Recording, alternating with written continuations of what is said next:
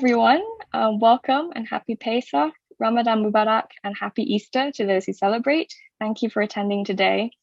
My name is Hannah Shono, and I will be the moderator for this event alongside my colleague Ishan Shah, who I will be introducing shortly.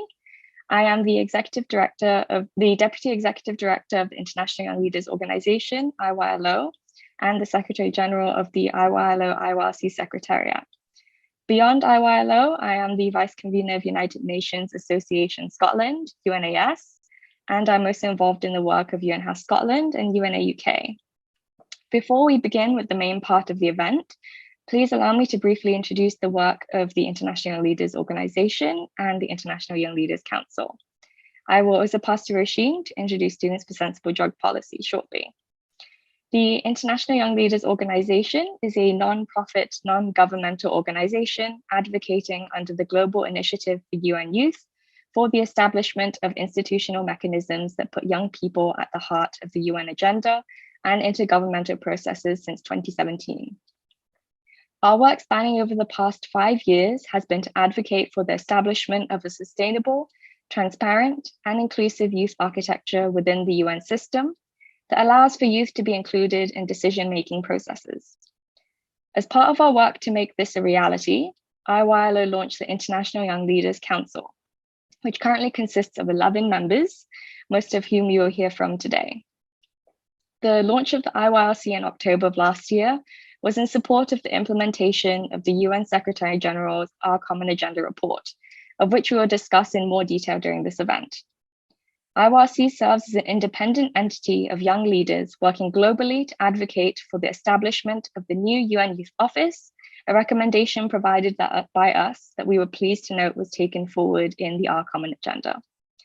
IYLC initiated the creation of the UN Youth Council, the UN Youth Assembly, and a Secretary General Trust Fund for youth and future generations to enable more inclusive, transparent, and effective youth participation in UN deliberative and decision-making processes within the General Assembly, the Security Council, and the Economic and Social Council, ECOSOC, and their respective subsidiary bodies.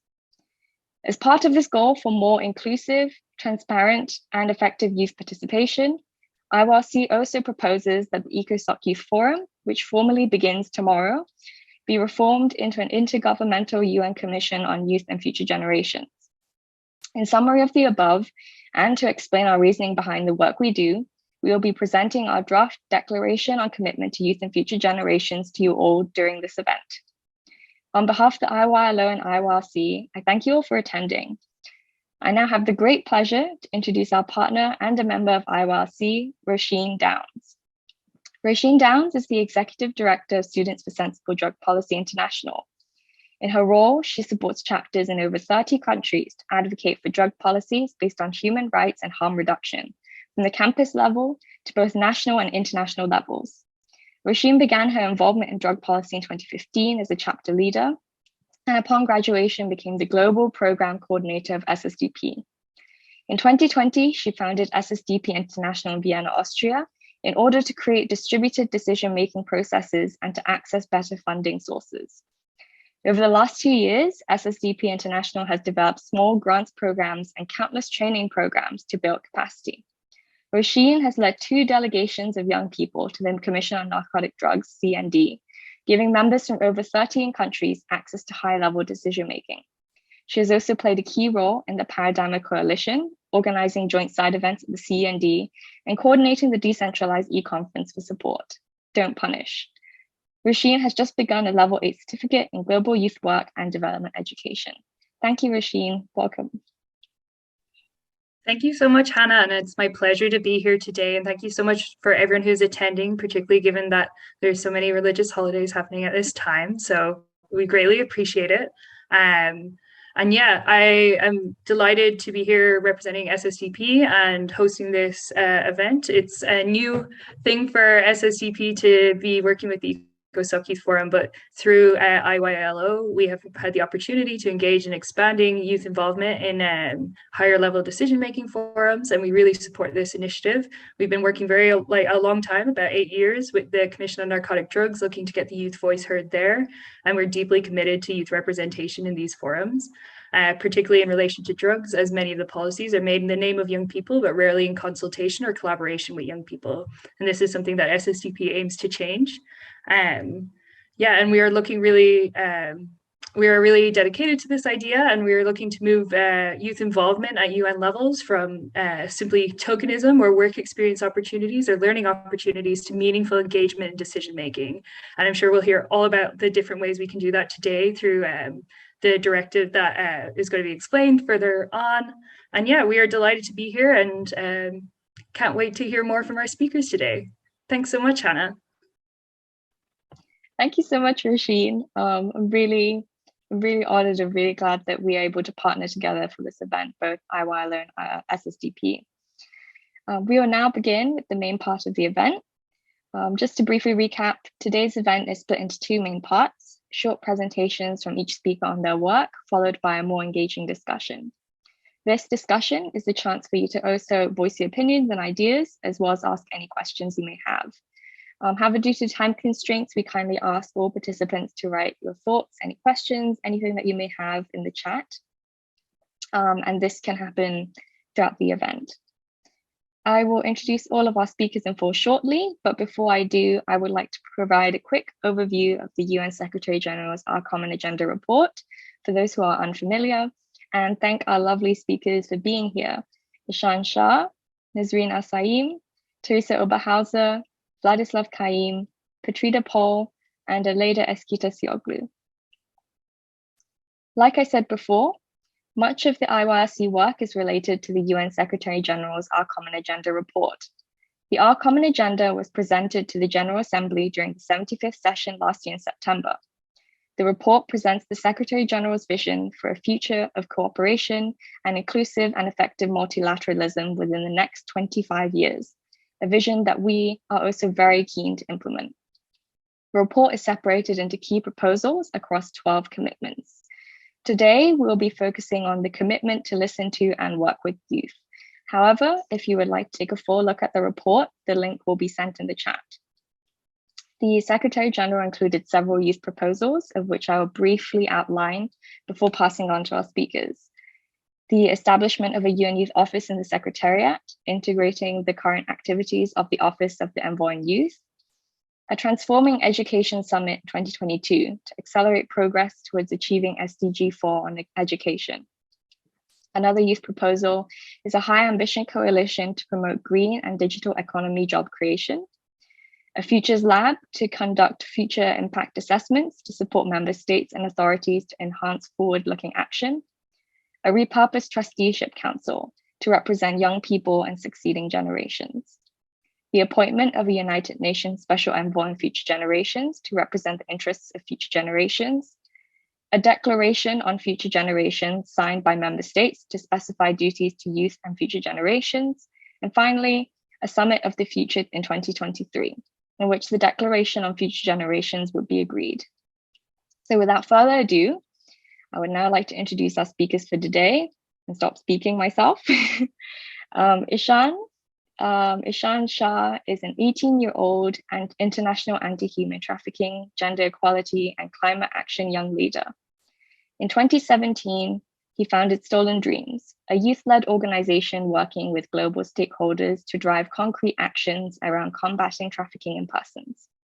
Ishan is the youth focal point for countering transnational organized crime at the UN Office on Drugs and Crime, UNODC, and the UN Women National Gender Youth Advocate.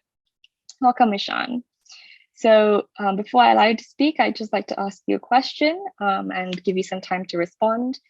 Could you please outline for us your involvement with CSW 66, CSW being Commission on the Status of Women last month, your experiences with youth engagement, and give some insight into the advantages of having a commission for better youth engagement? For sure. Thank you so much for having me, Hannah, today. It's a pleasure to be here and alongside such a distinguished panel as well. Some incredible speakers that we'll be hearing from later on. It's great to be co-moderating with you today as well.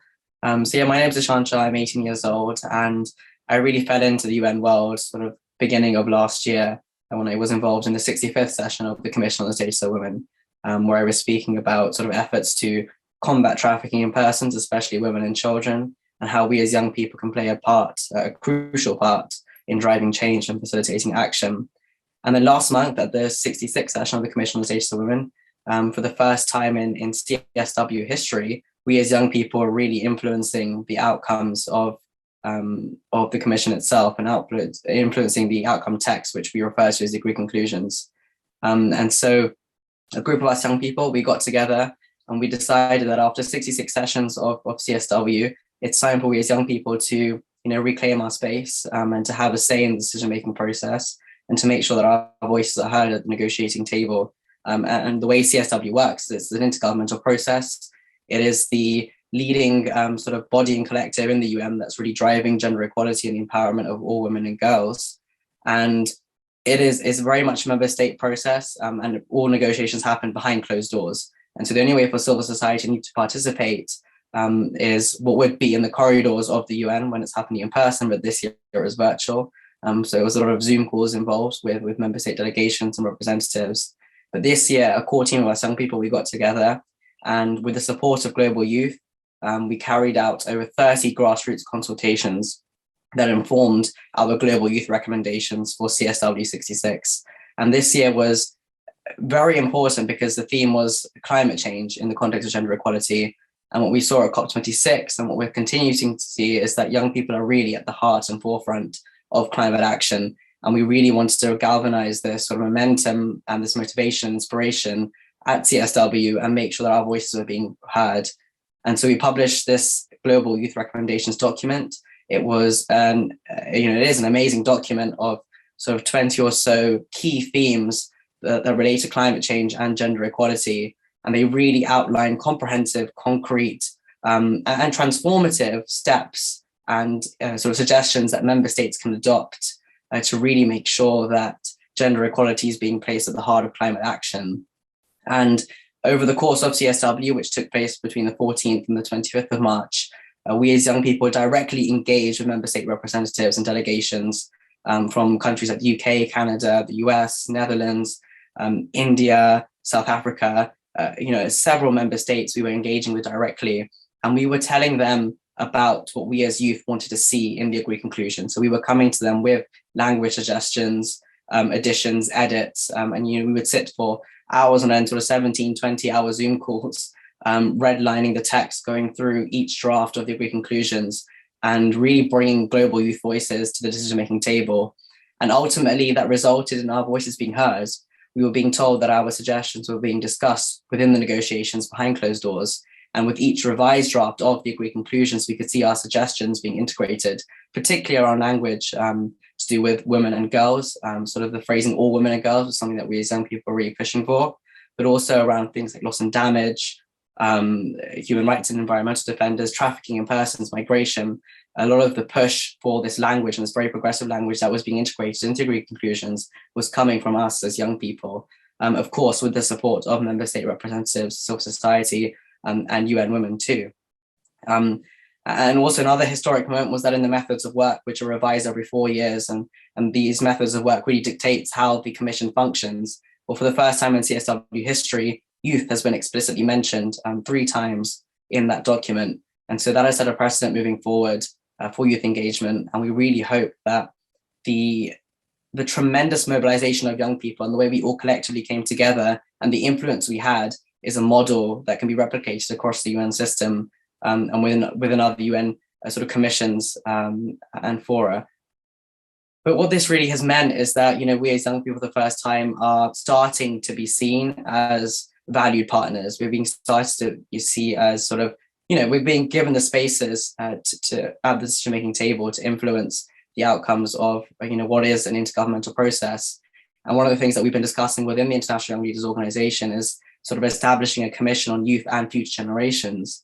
And I think this is a concept that is very much in the infant stages, of course, but it's something that's very interesting to play around with and see how it can progress into something similar perhaps to CSW, but bearing in mind the limitations of what intergovernmental processes look like, but really replicating it so that it's something that acts as, the core mechanism that's driving, change for youth participation and future generations within the UN system. But really this year has started off incredibly well. the agreed conclusions were watered down completely in the last couple of days of CSW. So they're not exactly what we wanted to see. But I think that whole methodology of how the youth engagement looked like, what it sort of shaped and how it was organized and mobilized is something that was incredibly inspiring, incredibly motivating, and something that we look forward to carrying through to us, from CSW through to COP27 and beyond. I'm looking forward to hearing from the other speakers today as well about their visions and hopes and their experiences and expertise on what the UN should look like in terms of meaningful participation. And that, of course, means co-creation, co-ownership, and co-leadership at all levels of the UN system. Thank you very much, Hannah. Thank you very much, Ishan. And it's amazing to hear that 14 young people were influencing the outcomes of the Commission and the agreed conclusions and directly engaging with member states delegations. And it was also really interesting to hear about the methodology of CSW and taking that forward into COP. If you're comfortable with it, we can share the global youth recommendations as well, document either in the chat, or we can send the document to all participants later so we can see the work that you and other young leaders have achieved. Thank you so much, Ishan. I would now like to introduce our next speaker, Ms. Reen. Ms. Reen Al-Saim is the chair of the UN Secretary General's Youth Advisory Group on Climate Change.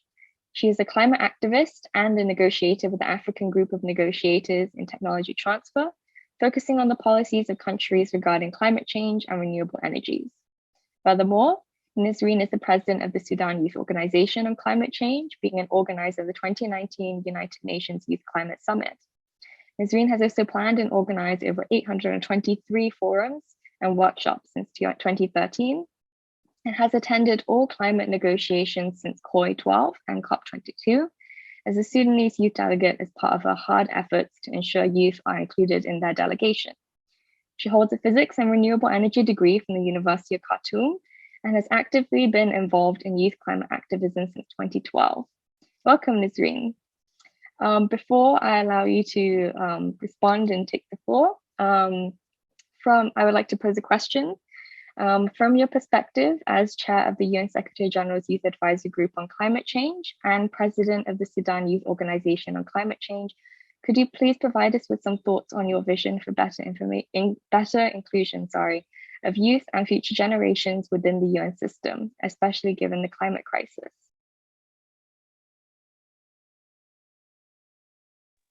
Yes, thank you very much. First of all, as you mentioned, Happy Easter for who are celebrating, and also Ramadan Kareem for everyone who's fasting. Well, actually, I think now we are in a transitional period where we can do a lot of influence to finally see the UN we deserve and the UN we need and the UN we hope for, especially for young people. I've been invited to speak in many UN events, and in all of them, I was saying that all of the changes and all of the inequalities that we are talking about outside the UN is actually happening inside of UN in some way. I think this is one of the main drives where we actually want to not only be part of the change, but actually form the change itself. And that's why we are part of our common agenda since the beginning, and we are trying to push more and more. Unfortunately, the formal engagement of young people within our common agenda is weaker than we thought, especially that we thought that now UN is more recognizing the young people, having the Youth Advisory Group for the Secretary General as one of the highest level of decision making within the UN system itself, different UN agencies having other youth advisory groups and so on. But when it comes to the reform, again, we started to hear that, well, yes, we are having new offices for young people, for example, the Future Generation Envoy, etc., but you still don't know how the system works, and they're still a bit far from the technicalities of the UN, etc. And I think the change is coming, whether we pushed for it or not, but we are now pushing for the positive change that will take our future take the UN for the future that we are hoping for. I think the COVID pandemic, the climate crisis that we're having everywhere, the wars that we start picking up, everyone is threatening using their nuclear weapons, for example. I mean, the whole mess up that we are living in this period is a very clear guideline that we need a serious change led by young people to actually form the future that we will live in, that we deserve, and that we actually hope for. For me, I don't have a specific guideline on how the new offices must be created or what kind of input, because this is a very long discussion. I'm sure that the time will not be enough for, but putting climate change in the center of the change, and by that I mean economical change, supply chain change, procurement processes change. Everything should really be careful to climate change, because if we are actually the ambassadors for climate advocacy, if we want to build the new future, the new sustainability system, then it's shame on us, it's shame on the system that we work with, which is the UN, to be still using unsustainable materials, for example, having a long supply chain that doesn't really have circular economy processes.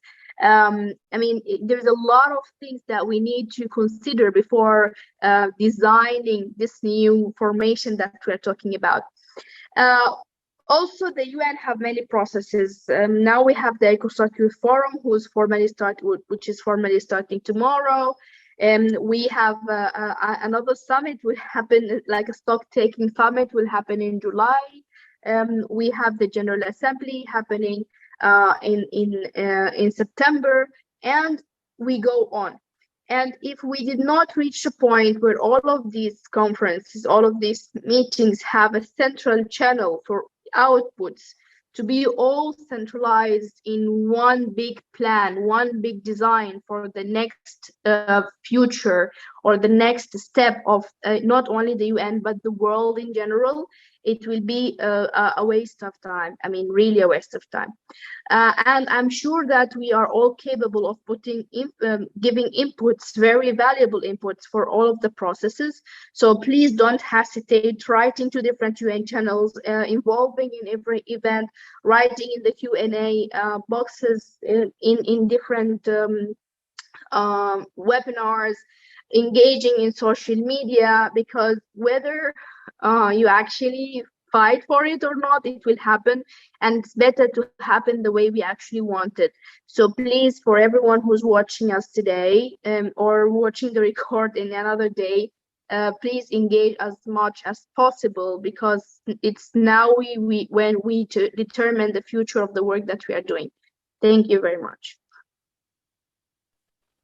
Thank you so much, Nazreen. I completely agree with everything that you said, and I see a lot of comments in the chat as well, commenting on how inspiring that they find your speech. I do agree that new offices are not enough, but actual implementation is really significant. I do enjoy your optimism that change will come. I think it's really important to be optimistic about changes that will be coming, hopefully, with youth in the center, at the heart of decision making. And as well putting climate change in the center of change, because as you rightly said, everything does relate to climate change in some way, whether directly or indirectly. And if we do want to build a new future, then we need to truly consider youth and future generations in decision making.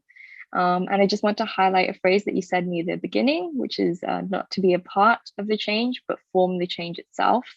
And I will leave that there for everyone to think about for a minute. Thank you so much, Nazreen.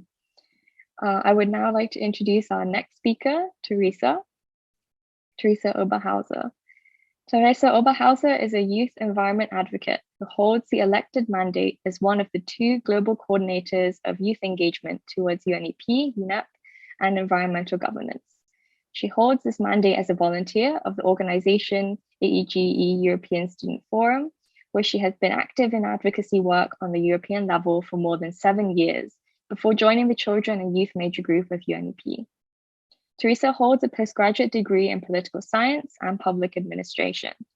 In her professional life, she works on research and development in the field of circular economy communication software in the startup Circularize in the Netherlands.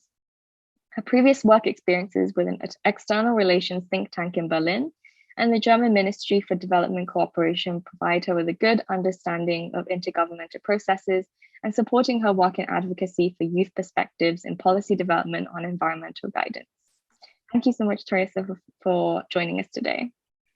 I would now like to ask you a question and give you a couple of minutes to respond. Could you provide us with a brief overview of your work with UNEP and your views on how you think the proposals of more specifically the youth proposals of the Our Common Agenda can be implemented, especially in the work of UNEP? Yeah, thank you so much, Hannah. Thank you so much for inviting me. I'm very happy to be here. As one of the two global coordinators in the Children and Youth Major Group of UNEP, the youth constituency to UNEP, I mean, our main work is basically structured around the work of UNEP and the negotiations happening there. And basically the main work itself is really within the youth constituency to work along the negotiation agenda. UNEP, for those of you who are involved in the process, you may know, is one of the UN entities that has a very strong regular negotiation agenda. So we have sometimes almost weekly negotiations, but definitely at least once or twice per month. The Committee of Permanent Representatives basically meets to negotiate further on environmental governance, as UNEP, of course, functions as the main environmental governance body in the UN system. So basically our main work here is coordinating youth being involved in that. I can say in UNEP, we have the fortunate situation that we have a very strong structure for stakeholder engagement, and therefore youth engagement, which basically means that in all UN negotiations governed by the UNEP processes, we have the possibility to speak in the negotiations as youth through the basically accredited organizations with UNEP. And yeah, basically we have I think more than 2,000 youth engaged, and I think more than 7 working groups that work on all topics from environmental governance until topics around food and environment, climate and environment, green jobs and environment, and so on and so forth. And I mean, if we look at the youth engagement specifically, which is, I think, relating to your second question, most importantly, I think the most important items that we see there is that we are right now in a very fortunate situation, especially in Europe, where I am from. There's a lot of attention for youth engagement. We're right now actually preparing for the Stockholm Plus 50 conference in Sweden, where UNEP serves as a secretariat UN agency, which shows that there's really a big focus on youth, specifically in the sustainability topic and everything around environmental governance. But this is, of course, this is a very fortunate moment for us. It's not something that we can depend on. That's why it's so important that we don't just, not just about being involved, being at the table, but being at the table by design, having youth engagement really written into the processes, as we luckily see it in UNEP, where there's a stakeholder handbook that really mandates for stakeholders to be at the table no matter what, which actually enables us as youth also to speak about any topics we would like to speak of not being scared of retaliations, of not being invited somewhere where you fear that if you say something wrong, you're not invited again. So I think that's one of the main items. And the second point is, of course, youth-led engagement. Many UN entities, many governments in the world think that they just, can, if there's a lack of youth engagement, or if they need more youth engagement, they just hire people in their government, another youth coordinator, another youth focal point. The most important thing is to do the more difficult work, which is really engaging youth and providing possibilities to the already youth-led structures. And at the same time, of course, supporting that to make sure it's equitable, to make sure it's as broad, as democratic, and as open, as universal as possible, to make sure we also prevent any of the stakeholder struggles that are often seen in the UN system. And I think that's a very important point, although it is, of course, very difficult for governments, but also for the UN system, because it's extra work. It's much easier to just hire someone to work on a topic than it is to actually provide an open space. And to also, of course, it's a different level of your own successes as well, right? Often the idea is, for many people, is to work on something themselves, for governments or UN entities to create something for youth, to make youth policy yourself. And it's much harder to actually take a step back and enable young people to, create the space for young people to basically be able to rejoice from the work that the youth are actually doing by themselves, that you're just supporting in the background instead of standing there in the spotlight. And there are some very qualified people already in the UN system that are really on helping with literally this kind of work, and which is extremely valuable. And I think it's something that where we can also basically talk about that openly and support that kind of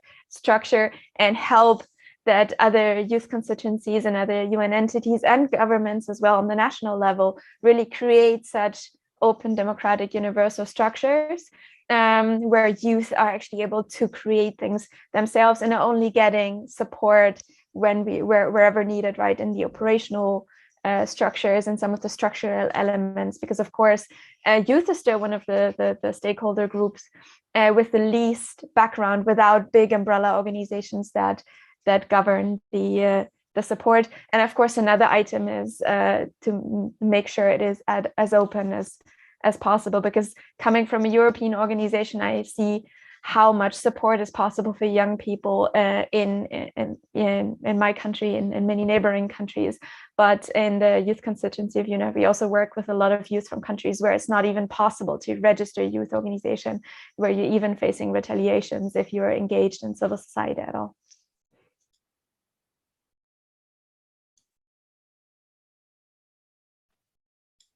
Thank you so much, Teresa. You've pretty much encompassed the work or talked about the work of IYLO and IYLC. And I'm really glad that you raised those points about youth-led engagement as well, about how it's the most important thing to engage with youth and provide possibilities to existing youth-led structures, as well as creating. It's not just about creating, but also providing opportunities to existing ones, making them as open and universal and inclusive as possible. Thank you as well for highlighting Stockholm Plus 50, which is taking place in June this year. And it's Stockholm Plus 50, I find, is an example of youth being involved in the sustainability topic, as you rightly said. And it is a fortunate moment and not something that we can depend on. And it's also, as you said, about being at the table by design and creating spaces for young people. So thank you so much for talking with us today. And I look forward to hearing more from you soon. I would now like to introduce our next speaker, Vladislav Kaim. Vladislav Kaim is a Moldovan economist and climate action and sustainability advocate. In 2014, Mr. Kaim co-founded the SDG International Youth Forum, one of the first youth advocacy platforms in Russia dedicated to popularizing the UN sustainability agenda. Mr. Kaim's main fields of advocacy have been green jobs for youth, just transition, green and sustainable economic growth, and reforms to the multilateral climate finance agenda. He's been active with Youngo, the official youth constituency to the UNFCCC, currently serving as the contact point of its newly established working group on green jobs. In 2019, he facilitated the organization of the first UN Youth Climate Summit. In 2020, UN Secretary General Antonio Guterres appointed Mr. Kaim to his inaugural Youth Advisory Group on Climate Change. Mr. Kaim is an IMF Youth Fellow and a member of the IKEA Youth Young Leaders Forum. He has also been engaged with the Global Challenges Foundation, Chatham House Common Futures Community, and EU Neighbours East. Welcome, Vladislav. So before I pass it on to you, I would just like to ask you a question. Your work with youth, green jobs, just transition, and sustainable economic growth is reflected in part in the Our Common Agenda's High Ambition Coalition to promote green and digital economy job creation and involve ministers, youth, and key stakeholders in its planning. Could you tell us, how does your work support this idea? And do you think a new UN youth architecture would help this come to fruition? Thank you very much, Hannah, for your question and for the opportunity to speak at this occasion, which is in fact rather crucial when it comes to future of the mainstreaming of the topic of the green and decent jobs for youth as part of the negotiations agenda and advocacy agenda on multiple international fora. First and foremost, a little bit of statistical context. International Labour Organization estimates that by year 2030, 24 million green jobs are about to be created.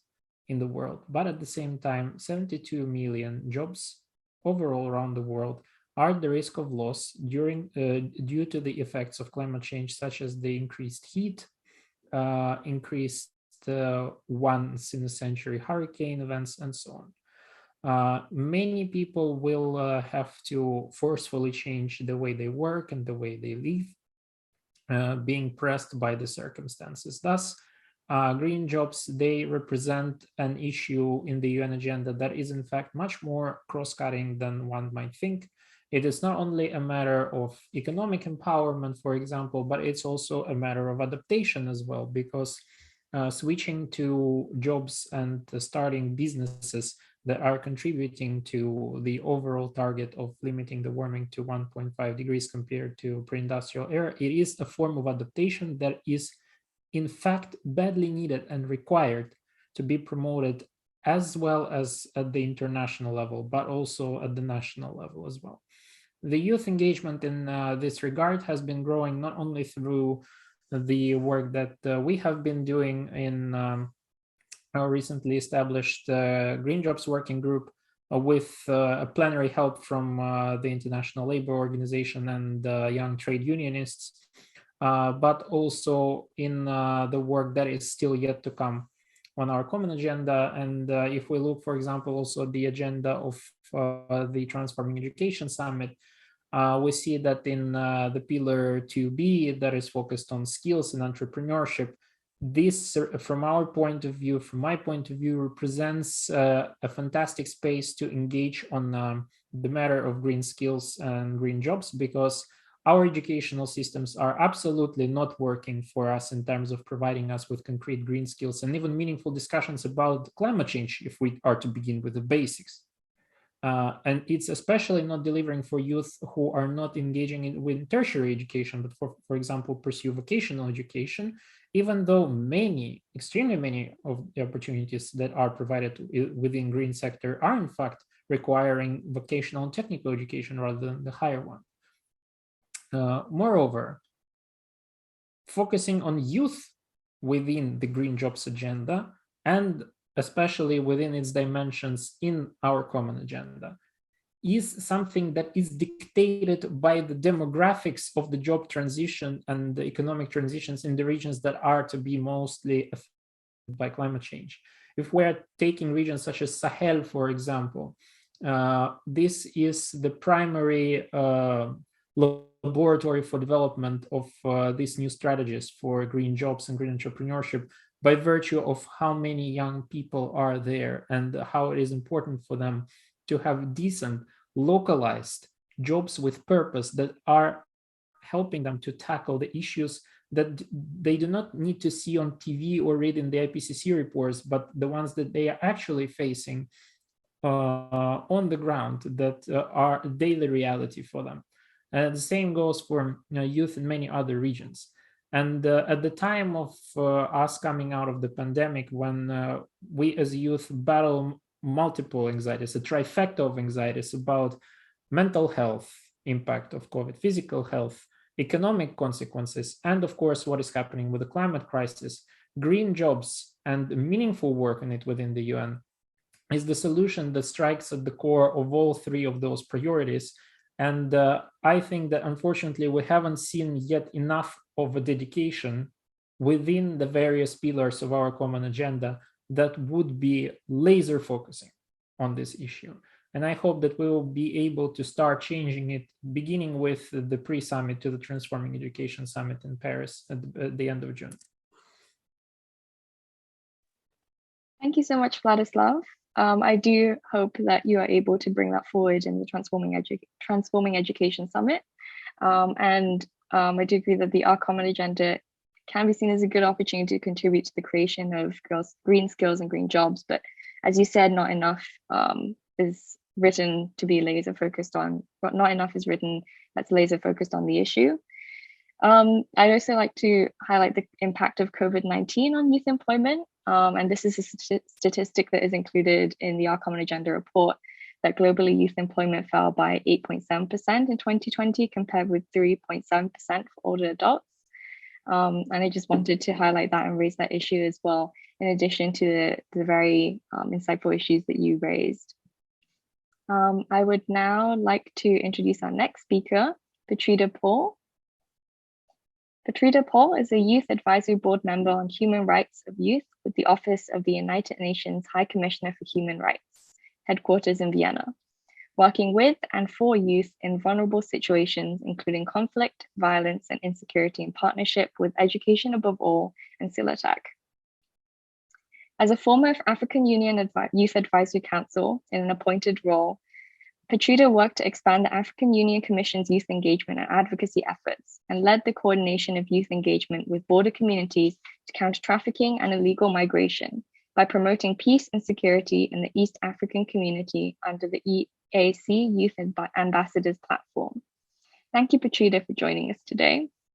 I would now like to ask you a question and then give you some time to respond. From a human rights perspective, what do you think about the youth proposals outlined in Our Common Agenda and our ideas to implement them through the UN Youth Council, UN Youth Office, UN Youth Assembly, and a Secretary General Trust Fund for Youth and Future Generations?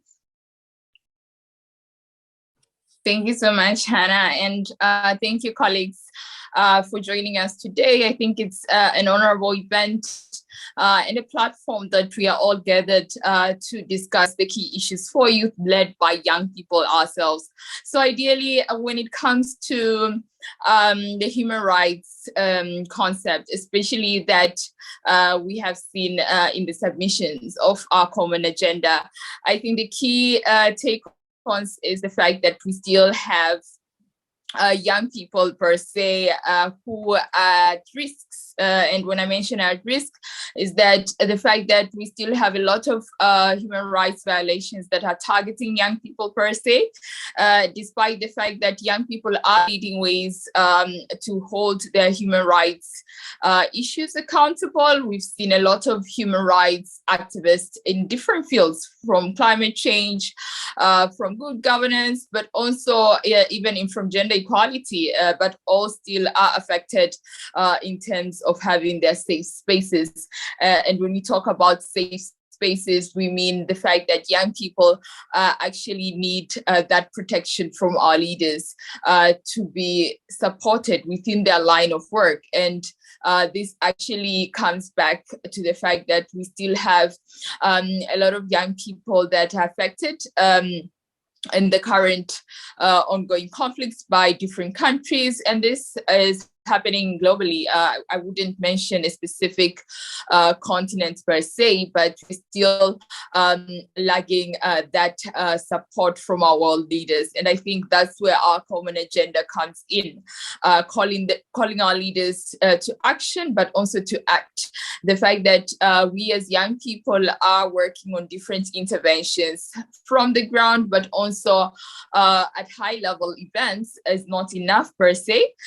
We need that backstopping support, whereas we can have different young leaders working hand in hand with senior leaders in different UN offices, in different governments, to actually say that this particular issue needs to be addressed, whether it's a gender-based violence violation, whether it's an ongoing conflict in a certain country where young people and children are affected the most. What interventions are there to help support young people per se? And I think we have different contextualization of issues.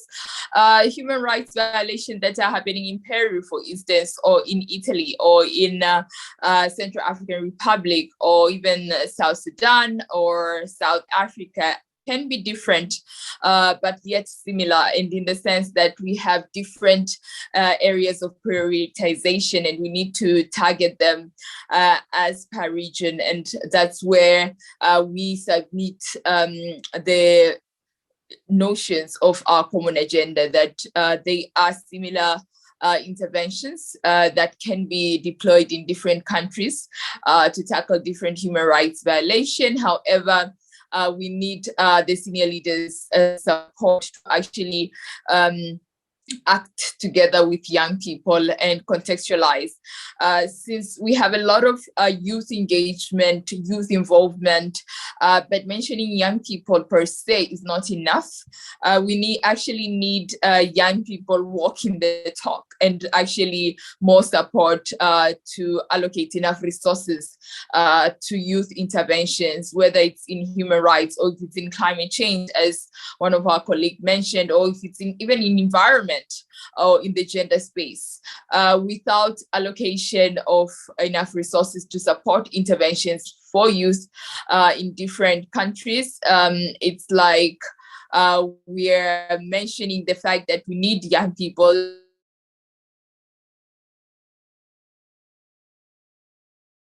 we are going to engage will not be materialized. And I think that's our main goal, to actually have the notion of youth work materialized in different settings, especially not only within different contexts, but also globally at large. And I think our common agenda sets the pace for that, the fact that young people are speaking out and highlighting the issues that they are facing and challenges that needs to be addressed. It's high time that the leaders actually take that into account and actually ensure the operationalization of the declarations that will be put in place, but also the key interventions that are youth-led. That's all from my side. Thank you so much, Patrida, and thank you so much for highlighting as well the positives that come out of our common agenda. And thank you as well for highlighting the need for support from world leaders. We need support from leaders, UN offices, departments, their programs. We need interventions to support young people. And I also took note of what you said about the different areas of prioritization and sort of how that is where multilateralism comes in, how we need to coordinate, communicate, work together to support young people, and as you said, allocate resources as needed. So thank you so much, Patrida. I would now like to introduce our final speaker, ILYDA. ILYDA is a human rights lawyer and a PhD student from Turkey. She's an attorney at law and a research fellow at the UNESCO Chair for Gender Equality and Sustainable Development at Koç University, specializing in international human rights law. She founded an NGO named We Need to Talk in 2016, which fights against period poverty and menstruation stigma in Turkey and the Middle East. She was chosen as one of Turkey's changemakers in 2020 and has served as a member of the Generation Equality Youth Task Force. She was chosen as one of the 17 young leaders for the SDGs endorsed by the United Nations. Thank you so much, ILYDA, for joining us today. I would now like to ask a question and then pass the floor on to you. As a young leader for the SDGs and a founder of your own NGO, could you please briefly outline your experience with youth engagement in your work and how the proposals outlined in the Our Common Agenda, more specifically the proposal for the UN Youth Office, would affect current youth engagement? Thank you very much, Hannah. It's truly an honor to be a part of this amazing side event. I'd like to apologize to everyone for my voice. Unfortunately, I've tested positive recently. I have COVID. And I'd like to apologize for my cloudy mind and my English, which might not be my best friend at this hour. It's quite late in Turkey, but it's wonderful to be a part of this event. Regardless, I couldn't miss it. I will do my very best to kind of reflect upon my experiences as a young feminist, as a youth rights advocate, being involved in two different youth engagement, youth advocacy platforms at United Nations level, one being the Generation Equality Youth Task Force, and our mandate has very recently ended, and the other one is the current cohort of young leaders for the SDGs that I'm currently serving as a part of. My apologies. If I had to, and yes, Hannah made a brilliant introduction of the work that I do, but if I had to repeat, I fight against period poverty and period stigma in Turkey and in the Middle East with the NGO that I founded, and you can guess that my youth advocacy efforts focus around gender equality mostly, and most importantly, sexual and reproductive health and rights. If I had to summarize my experiences as a youth advocate in the recent years, I would use the expression double shrinkage, because of the shrinking of feminist spaces in Turkey and the Middle East due to our huge setbacks in our democracy and misogynistic policies. But I would also describe it with the shrinkage in youth spaces. Even though I will not be talking about how underrepresented we are in our tokenistic experiences, I think it's a very universal experience, and I won't take your time with it. But I should say that I'm looking in the future quite optimistically. I'm quite hopeful with the momentum that was gained, thanks to the amazing fellow youth activists that are actually in this very meeting, who have worked very hard. And thankfully, we have received some very good news from CSW. That was last month, the Commission on the Status of Women. Despite the watering down of our demands, I think what they've achieved has given us this hope and momentum. And I want to talk a little bit about that, as well as what I think, again, very sorry for my English and the cloudy mind, what specific proposals are worth to focus on, in my opinion, in our common agenda, in order to kind of fight against some of the setbacks, some of the barriers that we've been repeatedly experiencing in the past couple of years. So we definitely see and acknowledge the promising progress. Good intentions, praises, and participation have been there, let's say, but when it comes to responsibility and accountability at United Nations entity, we see as youth activists that we still struggle to find someone in charge, someone coordinating, someone kind of directing the resources and the funds. We still struggle to find someone in charge, unfortunately, as youth activists. So that's one of my first observations. I definitely think being involved in two youth advocacy platforms, we definitely do need an independent United Nations office fully focusing on youth with comprehensive mandate and, most importantly, a sustainable funding. And that has been mentioned, thankfully, in our common agenda, which has really raised my hopes. We do know that meaningful reporting, high-level advocacy, and institutionalization are not possible with the capacity of a single envoyship, the youth envoyship that we have right now, which, yes, consists of a brilliant envoy and a team, but a team of very few idealistic and hardworking people who are very stretched out, who are constantly understaffed and underfunded. We do need a systematic coordination. We do need capacity, and we need funding. I'm awfully sorry that I'm repeating a lot of the things that we have repeated in multiple meetings so far. But this is, I think, a universal conclusion that youth activists have reached recently. The establishment of a new office, of a new youth structure, is the way to go, in my opinion.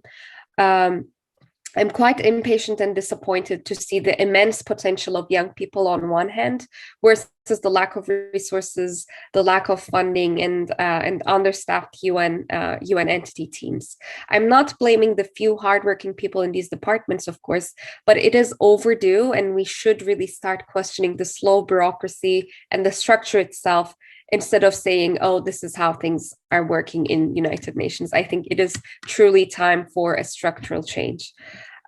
We saw the key proposal of listening and working with young people in line with the 75th anniversary of United Nations Declaration and our common agenda. And some of the striking ones that I'm excited about is, one, the creation of a Youth in Politics Index, prioritizing green and digital recovery economies after the pandemic, which had devastating effects on our generation, obviously, and the recovery barometer. Those have been some of the most striking proposals, in my opinion. We're highlighting and celebrating these proposals, of course, but first things first, I think we definitely need someone, some anchor entity in charge to make these ambitious changes a reality. And we're hoping that this entity will be co-led by World Youth through actively working diverse youth councils, and will always adopt an intersectional gender equality lens, of course. The prospects, I'm truly excited about the prospects of new youth structures such as a UN Youth Office or UN Youth Council, as well as the possibility of reforming ECOSOC Youth Forum that we will be a part of very soon, into a Commission on Youth and Future Generations. But of course, we're not talking about changing the labels here without any structural change. We're talking about reforms, true reforms. I will conclude my remarks of my very, very I think cloudy remarks. My apologies once again, with three points that I would like to highlight through my observations being a part of youth advocacy platforms at United Nations levels. Three lessons that I think we should carry for our future efforts in advocacy. The first thing is, I once again would like to celebrate the amazing trailblazers, the amazing fellow youth activists that have created a great momentum in CSW. I know that I'm repeating this, but I think we should definitely underline one of the biggest steps forward for youth engagement that I've seen in the past couple of years. I definitely think we should get together and celebrate the big success, but also study very carefully what worked well with our youth advocacy at Commission on the Status of Women and what we need to improve, because the momentum that we have created there is very, very valuable and we need to continue that. Secondly, the search for allies. I've realized that we're always going for the usual suspects at the General Assembly. I'm not blaming any one of us, but instead of always seeking the regular youth-friendly EU states, maybe we should start looking a bit further. Especially, we should do our best to address not the strong objectors, not the good allies, but those states who stay quiet during negotiations, especially from underrepresented regions and sub-regions. I definitely think we should put an extra effort to try to convince the quiet states instead of always cooperating with the usual suspects or the good allies that we have. Also, I definitely think we should focus on the underrepresented constituencies when it comes to non-state stakeholders. And lastly, and I promise this is my last point, we need to make sure that the new youth structures do not inherit the same structures, the insufficiencies of the current, very hardworking yet stretched out institutions. While determining and discussing the independency of the budgets and the available resources, we should be there present. I know I'm thinking a step forward. We definitely need to have the structural change first, but also I think we should definitely be actively involved when it comes to budgeting and funding. I've observed that especially while we were fighting as Generation Equality Youth Task Force, we were trying to gain a seat at the Generation Equality Core Group. We were trying to extend our Youth Task Force. We often, as young people, try very hard for structural transformation to happen. And once we achieve it, in order to keep a balance, or I don't know, maybe as a part of compromising, we're only given the change, the title, the institution, but the internal arrangements, the budgets, the resources, the selection processes are often left to the grown-ups of United Nations to decide. I'm hoping that this will not be repeated with the youth structure proposals that we're supporting. And it is also very, very important to keep in mind that we should have diversity and meaningful inclusion of underrepresented youth constituencies at the core of our collective efforts. I'm very sorry that maybe I stepped over my time a little bit, but I did my best to kind of collect some of the reflections that I've had as a youth advocate. Thank you very much. It was an honor being a part of this amazing side event. And once again, my apologies for my voice and my cloudy mind. Thank you. Thank you so much, Elida, for joining us today despite feeling unwell, and really no apologies necessary. You spoke well. I understood everything you said, and I thank you again for joining. And there's more absolutely no need to apologize for repeating. I think it speaks volumes about how much systematic coordination, capacity, and especially lack of funding has been talked about, yet nothing has changed. And as a result, we need structural change and reform urgently. So thank you, Elida.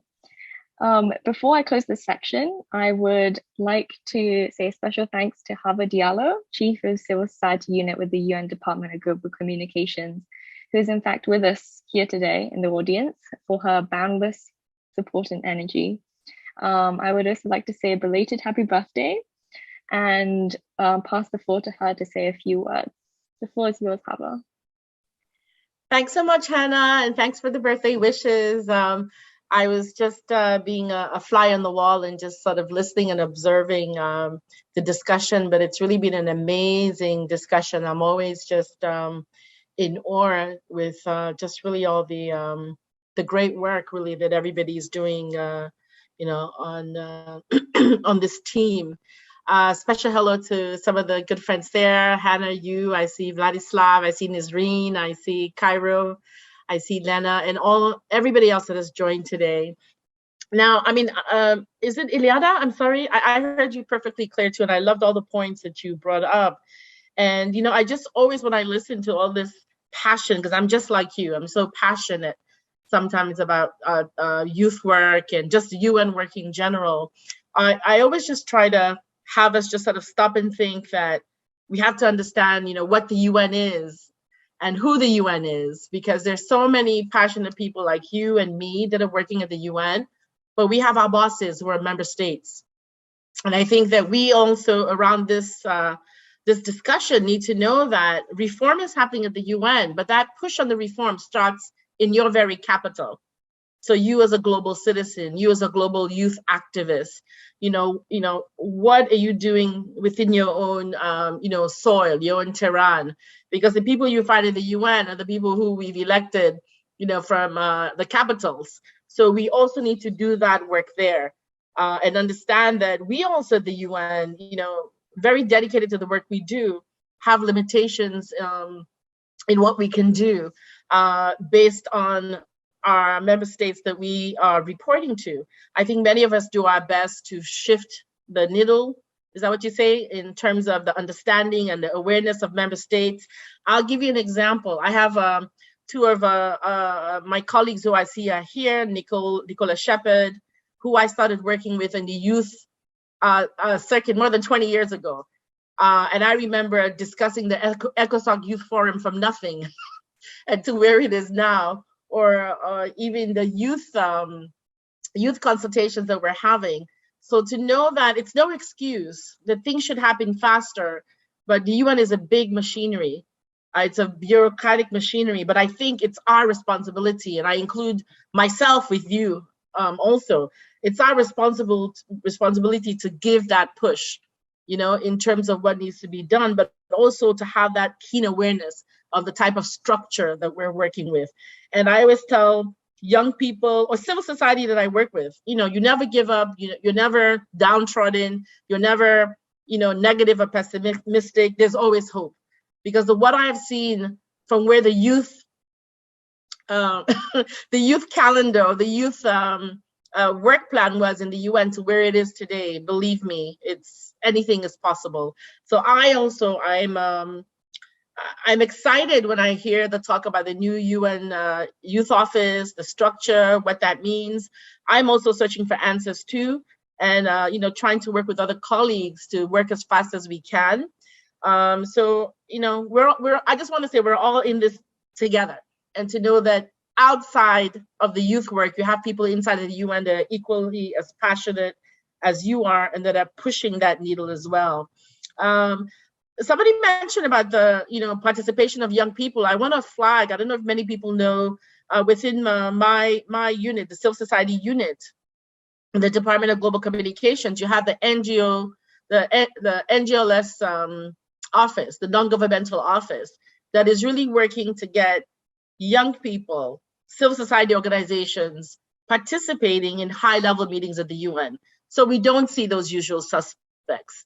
So we work along with our colleagues in the in the Department of Economic and Social Council, in the NGO branch, where they are working to have NGOs that have a consultative status in these meetings. And we in the Department of Global Communications are working with them to make sure that everybody else can have a seat on the table. So it's beyond just being in the General Assembly or being in ECOSOC and taking a social media picture. We're looking to make sure that people have a speaking role. If I'm not mistaken, I think Hannah was one of the awesome people who spoke in one of the high-level events. So just to know that there's hope and that we need to keep on pushing and that all of us are in this together. Thank you very much. I spoke too much.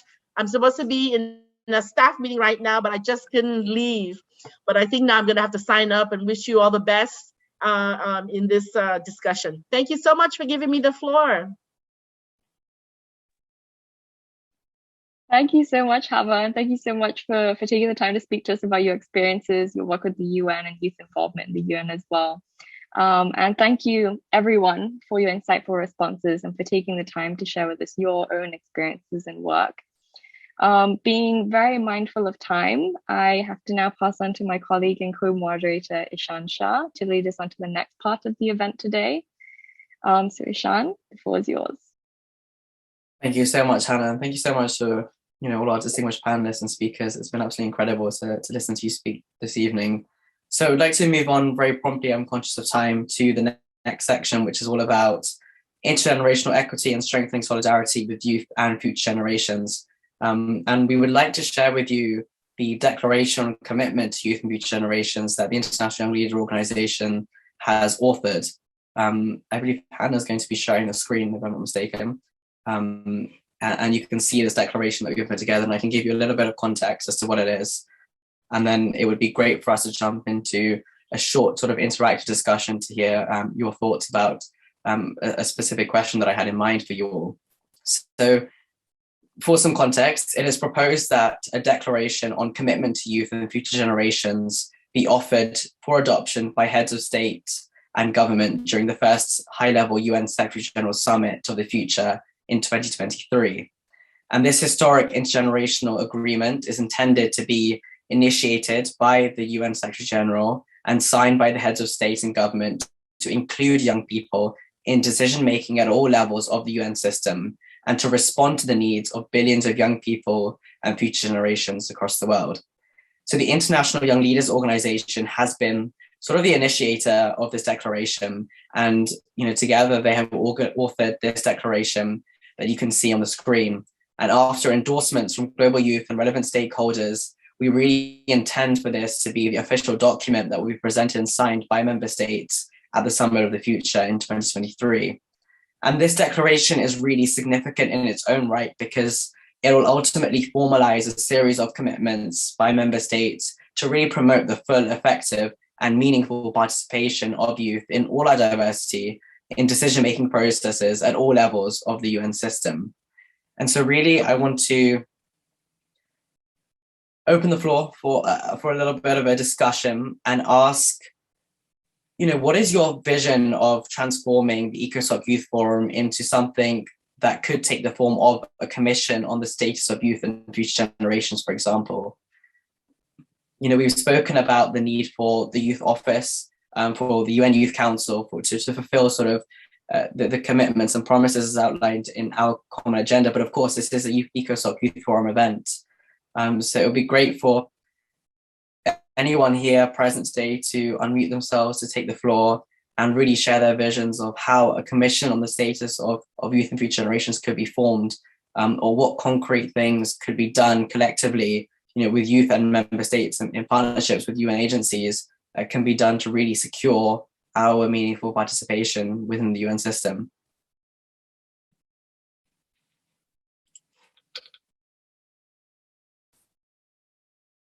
Would anyone like to go ahead? Eladi, I know you had your hand up before, so if you wanted to share as well, go ahead. Thank you so much, Ishan. I actually just wanted to do a quick follow-up to Hawa's remarks, but I see that we've gone a step forward in our discussion. So maybe I can like very quickly sum up that part, and then we can get back to the discussion. I kind of dropped my hands because I didn't want to interrupt the flow.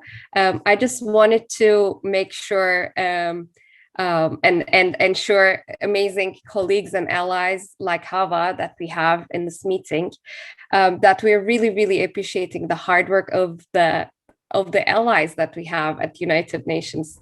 So I really wanted to clarify and make sure that we really appreciate the support that you're giving us, and even though we're very passionate and the words that we use are quite strong, it's never in a blaming tone.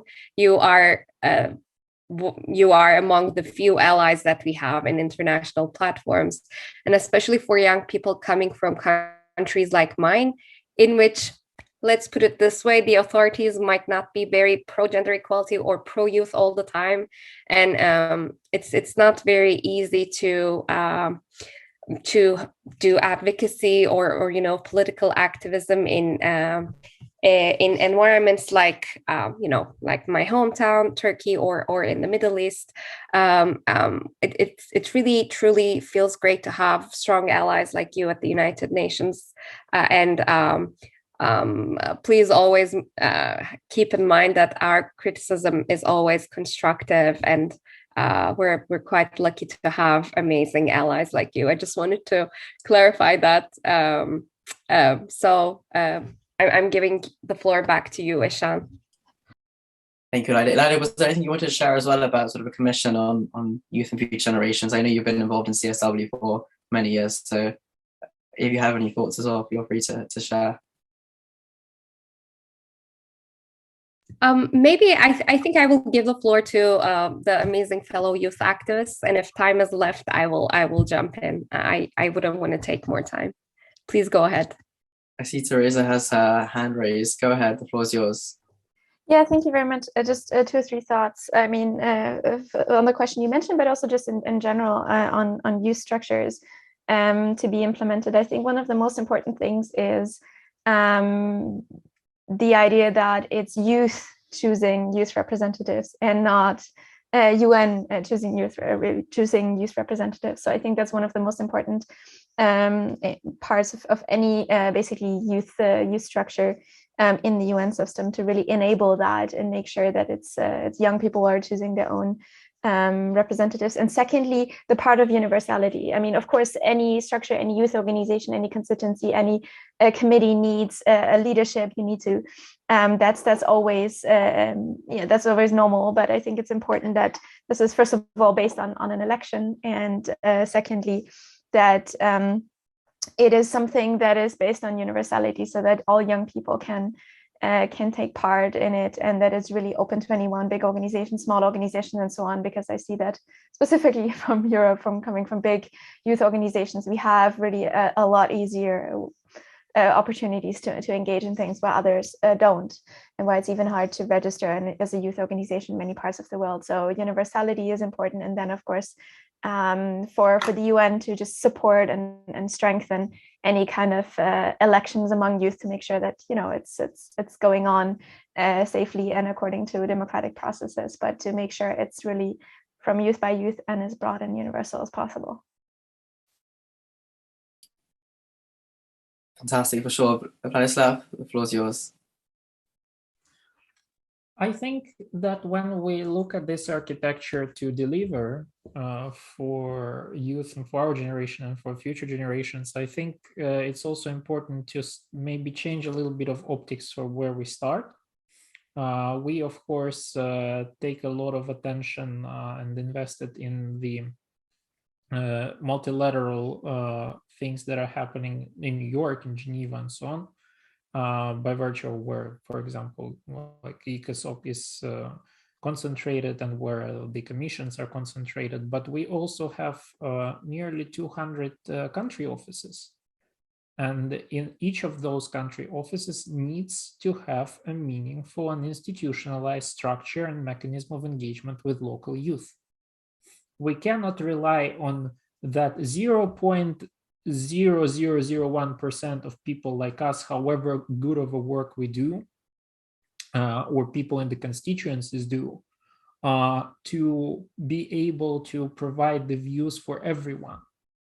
Not only is that not necessarily always democratic, but also at the same time, it simply cuts us from so much more meaningful input that can bring us to solutions of a degree and of an optics that we cannot think of. And this is why, for example, we were glad to hear during the Youth Advisory Group retreat in New York that the efforts of the UN proceed apace to establish a Youth Advisory Board for every country office. And I know, for example, that's a point of special pride in my heart that in Moldova, they established it precisely a year after watching how the mandate of the Youth Advisory Group on climate change unfolds. But there are still 45% of the country offices that need those advisory boards to be established. And each of those country offices will need guidelines on the best practices for that. And this would be an amazing space to bring in those with experience, to share that experience with the UN system through Office of the Secretary General of Civil and Youth, or how it will, in whatever reform capacity it will be soon, and through the processes in our common agenda to bring this share to 100% as soon as possible. And I'm not even talking also about the fact how few countries in the grander scheme of things have, for example, UN youth delegate programs to begin with. So there are a multitude of efforts at the national level that we need to give a good push to make sure that we are coming back to the multilateral forum in a much stronger position than we are now.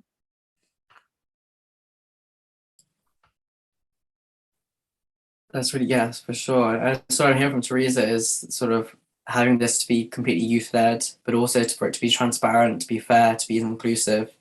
And then from Vladislav, we're hearing sort of to have this institutionalized change where we need to see youth participation from the very grassroots level, where the UN's working to all levels, and really making sure that there are those spaces for young people who may not necessarily have or may not necessarily currently have access to the UN system, but actually providing those opportunities and bringing them to the decision-making tables. Is there anybody else who would like to share? We have Hannah, go ahead. Thank you so much, Ishan, and I apologize for speaking so much today. I just thought it might be nice to highlight why it is we would like to repurpose or reform the ECOSOC Youth Forum into a commission. I don't think I have enough time to go into too much detail about this, but just to briefly overview that the purpose of the commission would be to improve international action to increase youth participation, youth mainstreaming, combating youth unemployment, and the radicalization of youth, as well as promoting a culture of peace, helping to implement working to implement the 2030 agenda, and further priorities of youth and future generations. So the commission is also a platform or a way to offer member states a way to exchange expertise, experience, information, to help develop national and international youth strategies, and to identify priorities for the youth agenda. So essentially, in a nutshell, the commission is working to really gain the support of member states, bring them together, increase multilateralism, and work to further youth engagement through regular convened meetings that will happen once a year.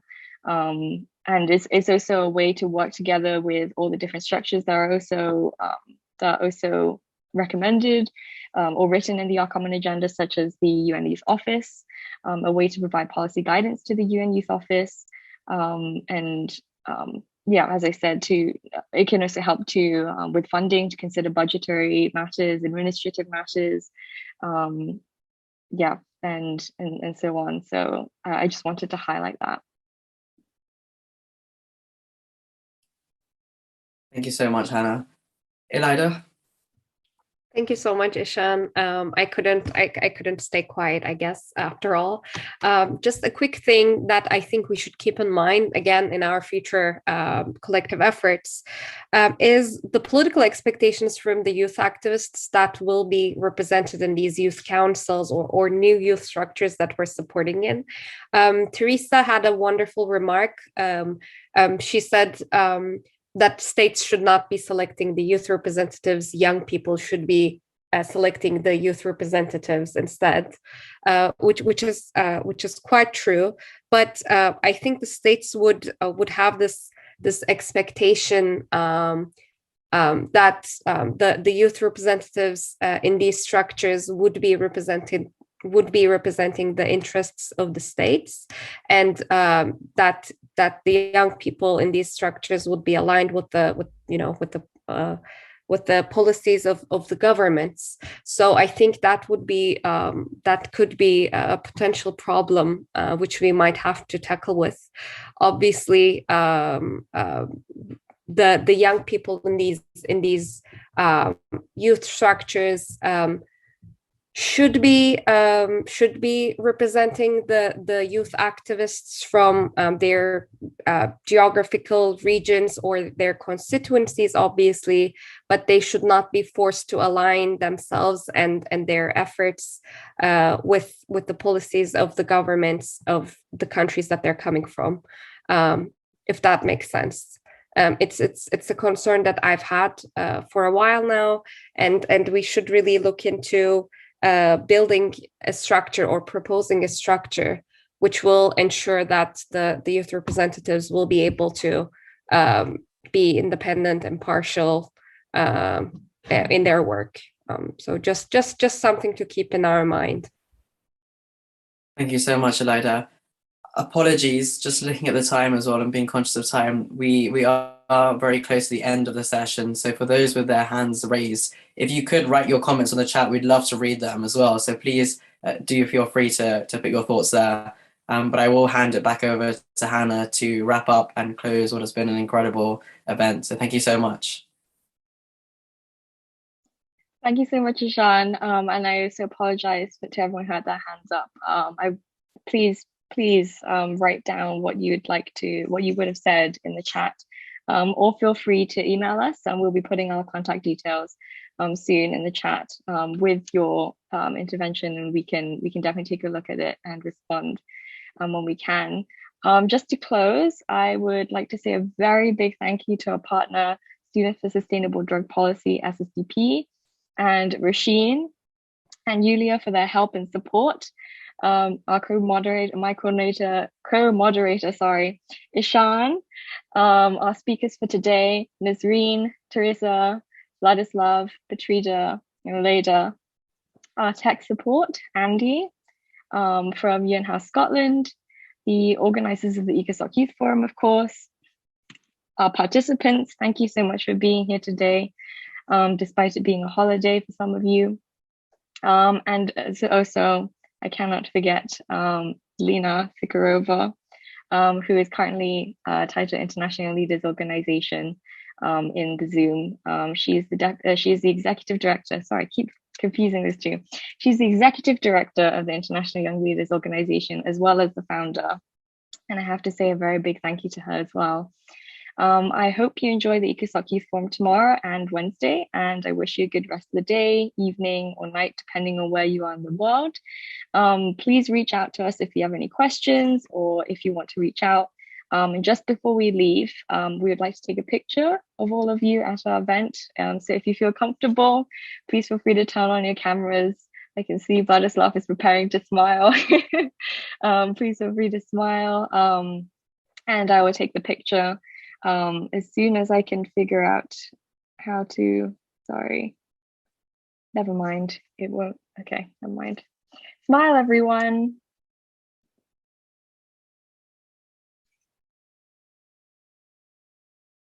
Perfect. Thank you so much. I will be putting our contact details in the chat right now, and I will allow some time for everyone to take a screenshot, copy, paste it, and just to make note of it. And yeah, thank you very much, everyone, for attending today, and I wish you a very good rest of the day. Thank you. Bye. Thanks so much, everyone. Thank you. Bye. Thank you, Hannah. Thank you, everyone. Hi, everyone. Take care.